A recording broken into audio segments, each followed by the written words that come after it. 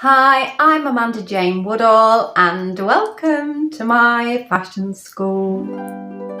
So today we're going to be talking about a decade-long mystery in the story of the disappearance of British songwriter Aimee Duffy. Aimee Duffy was born on the 23rd of June 1984 in Bangor, North Wales, and her mum was Welsh and her dad was English, so she grew up fluent in both languages, and she also has a twin sister called Kate and an older sister named Kelly. As a child, she was very poetic, and she noticed that she had a very distinctive voice that she felt made her really unique. But it took some time for her to get the recognition she deserved for her singing, because she was actually kicked out of her school choir for not fitting in, and her sisters just laughed at her when she said she wanted to be a singer. So she just kind of kept it to herself until she became a teenager. She had some turbulent moments in her childhood, as she was made to live in a safe house for a little while in 1998 when she was 14, and this was due to a conflict with her stepfamily, and this meant she was a little bit rebellious. She used to drink, and she also just got involved in some petty theft. But she kept her singing ambitions alive by attending Chester University and completing 2 years of a music and performing arts degree. And she also auditioned for the X Factor, but the Welsh version. A demo tape she had made found its way into the hands of Jeanette Lee, and she worked for Rough Trade Records. She introduced Duffy to the suede guitarist Bernard Butler, who helped her to make her first record. And Duffy had been very sheltered in her childhood, as she'd grown up in a very rural area. So she didn't know much about popular culture or pop music, but she actually became a bit of a music snob after working in the industry, and she became a really proficient songwriter. She wrote songs with the words that she didn't dare say out loud to people, and her singing voice was very original. It was unique, and it sounded like it had come from a bygone era. And the record label, they built a massive hype around her career launch, which happened at the end of 2007, and she changed her name to her stage name, Duffy, and this was because there was already Amy Winehouse, who was popular within the industry.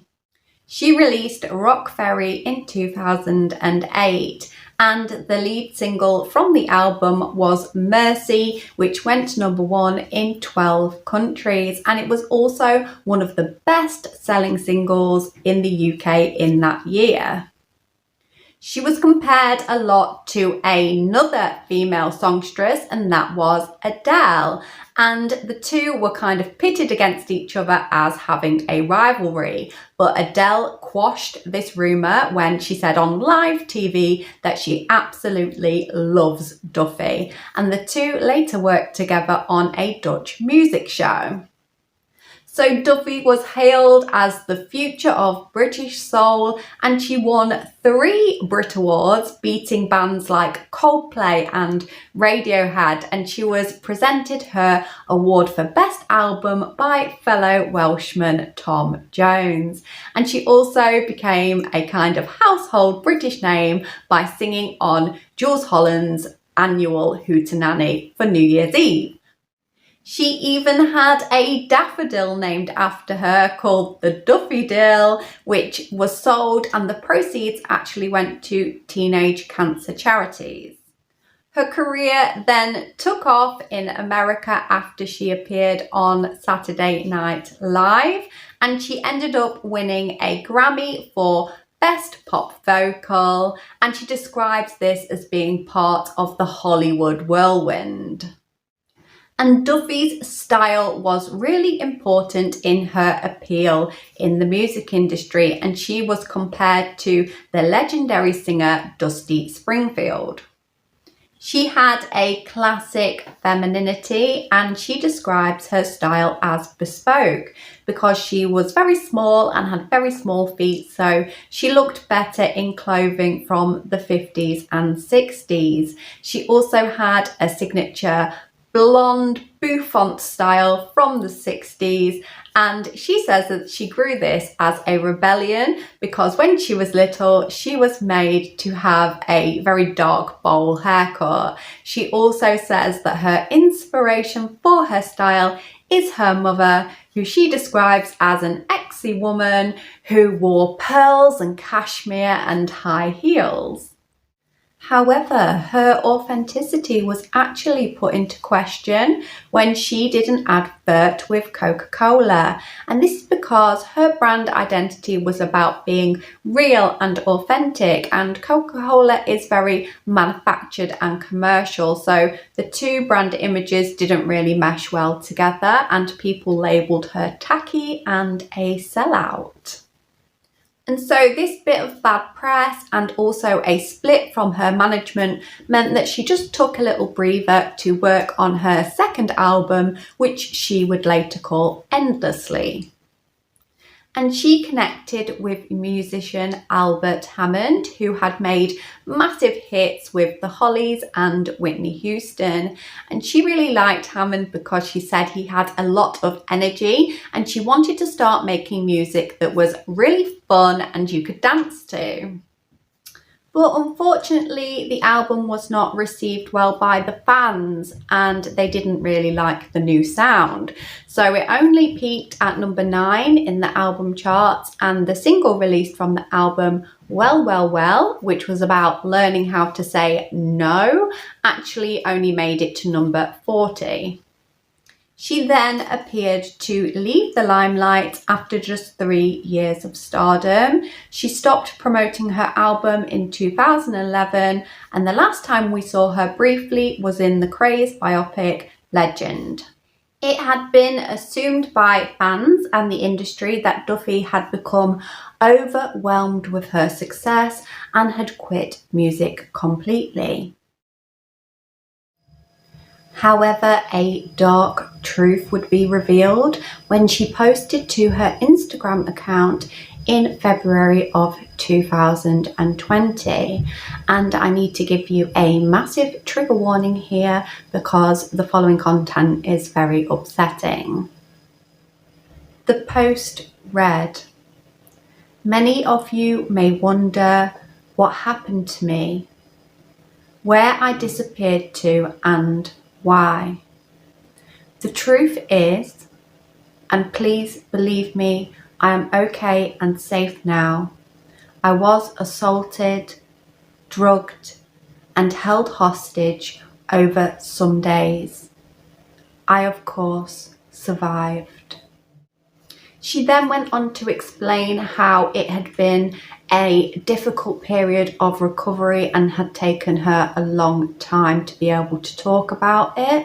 And she said that she would give a follow-up interview to explain the story further.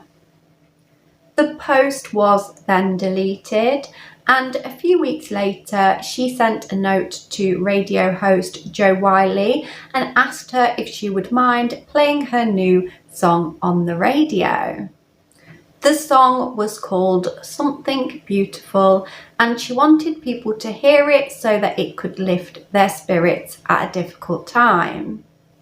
In April 2020, she decided that she couldn't go through with an interview. It was a lot harder than she had first thought, but she actually released her story on her website, duffywords.com, and this was an essay called The Fifth House.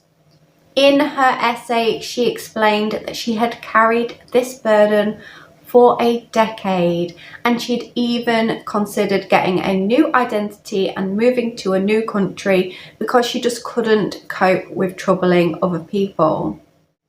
Duffy revealed that she had been drugged on her birthday at a restaurant, and she had been flown to a foreign country without her consent.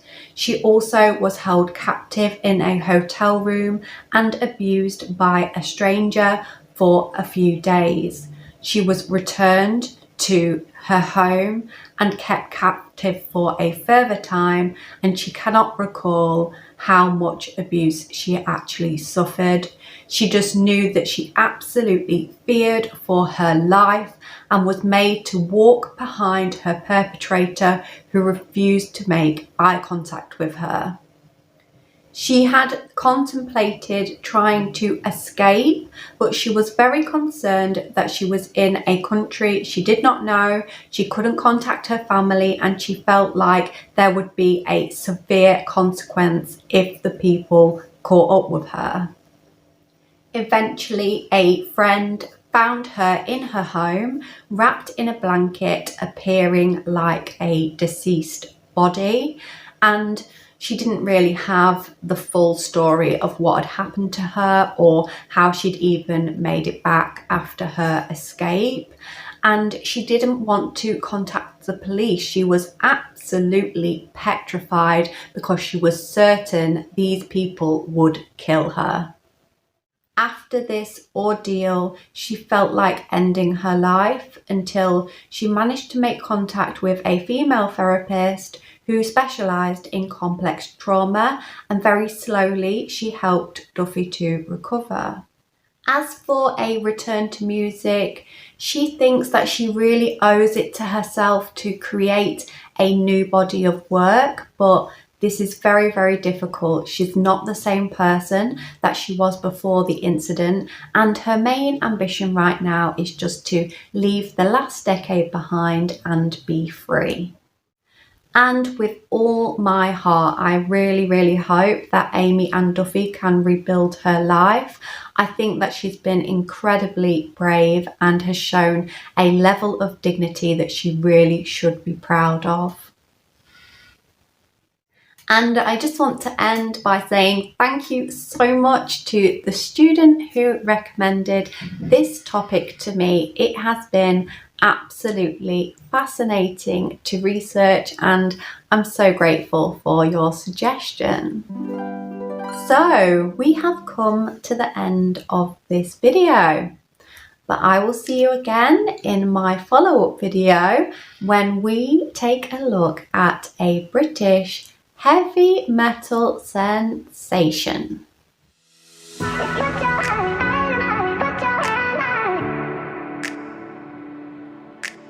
Albert Hammond, who had wrote hits like